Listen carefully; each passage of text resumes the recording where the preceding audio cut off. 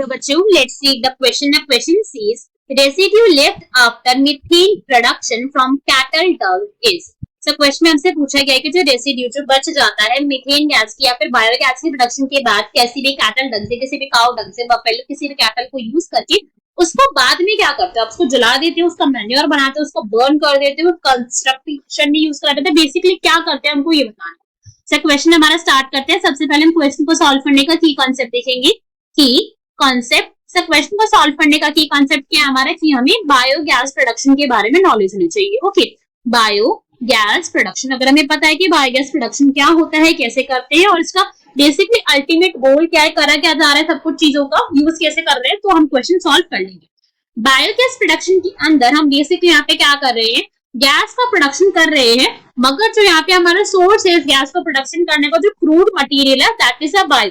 That means कोई living thing है ना. ये पॉइंट हम समझ सकते हैं. कोई लिविंग ऑर्गेनिज्म है और जो लिविंग ऑर्गेनिज्म हम यहाँ पे यूज कर रहे हैं वो ज्यादातर क्या होते हैं, हमारे कैटल्स होते हैं. ठीक है, कैटल का यूज करा जा रहा है. कैटल का ही क्यों यूज करें, ये भी क्वेश्चन आ सकते हैं कि भाई सिर्फ कैटल का ही क्यों, ह्यूमन एक्सक्रीटा को क्यों यूज कर लेते, किसी और चीज को क्यों यूज कर लेते. बिकॉज कैटल के जो काउ डंग होता है, फिर आप किसी भी कैटल का डंग की अगर हम बात करो, उसके डंग के अंदर एक स्पेशल बैक्टीरिया प्रेजेंट होता है. ठीक है, there is a special microbe जो सिर्फ इन्हीं के डंग के अंदर प्रेजेंट होता है एंड दैट इज मिथेनोजेंस. क्या होती है, मिथेनोजेंस होते हैं और इन्हीं मिथेनोजेंस का जो है वो रोल होता है. आप समझेंगे कैसे. बेसिकली हम यहाँ पे क्या करा, कैटल से लिया, काउ से लिया, बफेलो से लिया, शीप से लिया, किसी से भी लिया, यहाँ पे हमारे पास डंग्स आ गए. ठीक है, हमारे we have now dung cakes. इन डंग केक को क्या करा जाता है, इनको विद द प्रेजेंस या फिर in the presence of water के साथ मिक्स करके हम बना लेते हैं इनकी स्लरी. इनकी स्लरी प्रिपेयर करी जाती है. अब इस स्लरी को हम क्या करते हैं, डाइजेस्टर के अंदर हम इनको ले लेते हैं. ठीक है, this is basically a digester.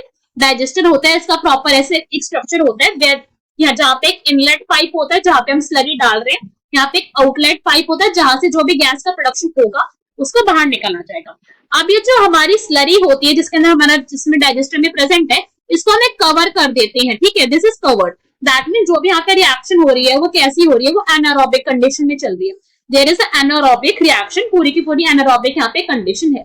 अब इस एनारोबिक कंडीशन के प्रेजेंस में, बिकॉज यहाँ पे डंग केक प्रेजेंट है, काउ डंग प्रेजेंट है, यहाँ पे प्रोडक्शन हो जाती है माइक्रोब्स की. ठीक है, यहाँ पे क्या हो जाएंगे, माइक्रोब्स और ज्यादा मात्रा में प्रोड्यूस हो जाएंगे. और वो माइक्रोब्स कौन से थे, हमारी मिथेनोजेंस थे, जो अभी हमने मेंशन करा. इन मिथेनोजेंस के पास क्या कैपेसिटी होती है कि प्रोडक्शन करवा सकते हैं मीथेन गैस की, दैट इज CH4 की. मीथेन गैस प्रोड्यूस होती है, साथ साथ में कुछ अमाउंट H2 रिलीज होती है, CO2 रिलीज होती है और H2S हमारी हाइड्रोजन सल्फाइड गैस, ये 4 गैस रिलीज होती है. मेजर अमाउंट इसमें CH4 का होती है, हाईएस्ट अमाउंट में CH4 है. ये चारों के चारों गैसेस ही कंबाइन करके हम उसको क्या बोलते हैं कि हमारी बायोगैस है. This is actually the biogas.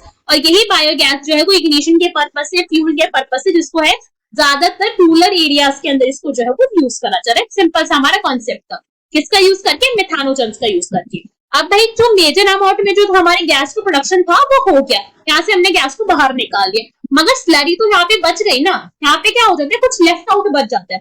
अब इस स्लरी को फेंक तो सकते नहीं है, फेंका भी जा सकता है, ऐसे नहीं फेंक नहीं सकते, मगर इसके अभी भी यूज निकाल सकते हो ना.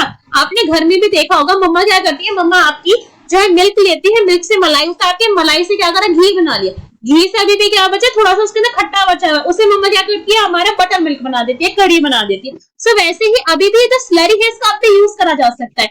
इससे बनाया जाता है मेन्योर. इस मेन्योर को यूज करके आप एग्रीकल्चर कर सकते हो. तो फिर क्यों फेंको, जब आपको फायदा करवा रही है, अच्छे खासा आपको क्रॉप्स को फर्टिलाइजेशन मिल रहा है, तो फेंकने का तो फिर पर्पस बनता नहीं है. इसका मेन्योर का यूज करा जाता है एग्रीकल्चर में.